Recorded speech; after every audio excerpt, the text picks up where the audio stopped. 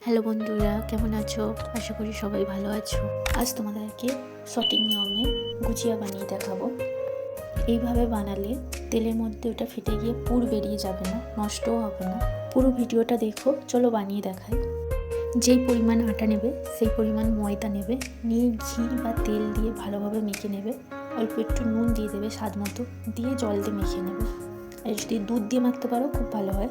ডোটাকে একটু শক্ত রাখবে যাতে বেলতে অসুবিধা না হয়। এবার পুরটা রেডি করে নেব। কড়াই ঘি দিয়ে সুজি আর ছোলার ছাতু দিয়ে ভেজে নেব। তারপর কিশমিশ কাজু বাদাম ভেজে নেব। গুড়ের মধ্যে ভাজা যেগুলো রেখেছিলাম সব দিয়ে দেবো। এরপর নারকেল দিয়ে দেবো। রেডি হয়ে যাবে পুরটা। আমি ভেজে রাখা নারকেল দিয়ে, তোমরা চাইলে কাঁচা নারকেল প্রথম গুড়ের ওপরে দিয়ে দিতে পারো। তারপর রুটি যেভাবে বেলে নিয়ে আমি গ্লাসের সাহায্যে কেটে নেবে বা বাটির সাহায্যে কেটে নেবে। ভিডিওটা ভালো লাগলে বানিয়ে খেও বন্ধুরা, আর লাইক কমেন্ট শেয়ার করো, আর পাশে থাকা বেল আইকনটা টিপে পাশে থেকো।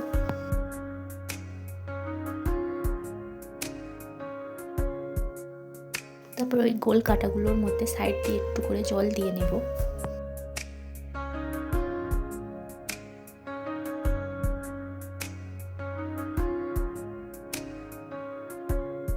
এরপর পুরগুলো দিয়ে নেব মাঝে মাঝে।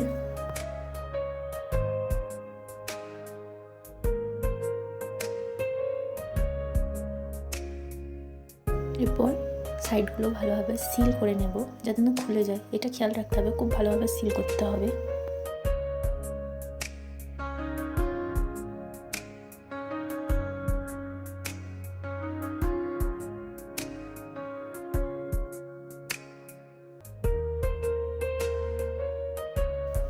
এরপর আমি হাতে করে এইভাবে একটা শেপ দিয়ে নিচ্ছি। এটা আমার সুবিধা হয়, কারোর যদি এটা অসুবিধা মনে হয় না পারো, কাঁটা চামচ দিয়ে একটা শেপ দিয়ে নিলেও হবে।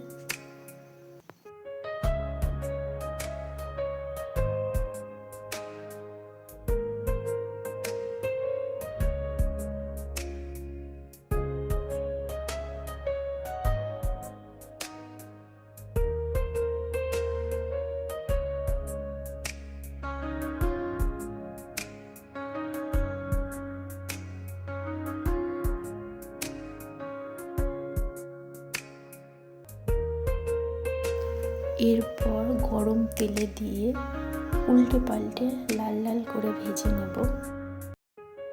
তেলটা প্রথম জোর আঁচে দিয়ে গরম করে নেবে, তারপর মিডিয়াম আঁচে দিয়ে গুজিয়াগুলো দেবে, নইলে গুজিয়াগুলো ফেটে যাওয়ার চান্স বেশি থাকে। তো বন্ধুরা, গুজিয়াগুলো এইভাবেই তৈরি করে নেবে, একটাও ফাটবে না। ভিডিওটা ভালো লাগলে লাইক কমেন্ট শেয়ার করে দিও। পাশে থাকা বেল আইকনটা টিপে পাশে থেকো। কাল একটা নতুন ভিডিও নিয়ে দেখা হবে।